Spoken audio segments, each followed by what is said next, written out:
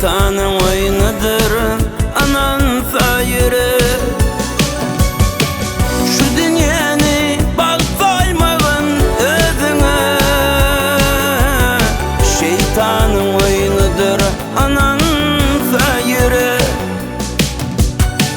Geçer ömrüm bideri, güzgente yapraklar düşer, bağda binbinler uçur. Yaşlığım billerden geçer, ağlama edizim ağlama, ağlama, ağlama, ağlama, ağlama.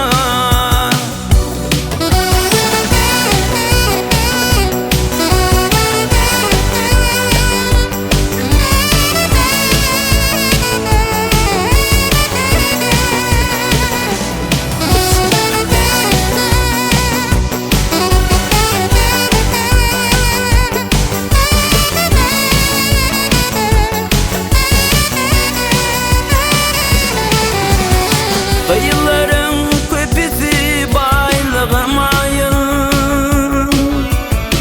Ulun sobansınlar parmağına kayın. Bu dünyada dinlemenin varlığıma, düşünsen bağıtını taparsın ayım. Bu dünyada dinlemenin varlığıma, düşünsen bağıtını taparsın ayım. Köp kıyılar düşünmediydin halına, söygüsün çalışır haram baylığa. Men aşık, men senin şirin sözüne,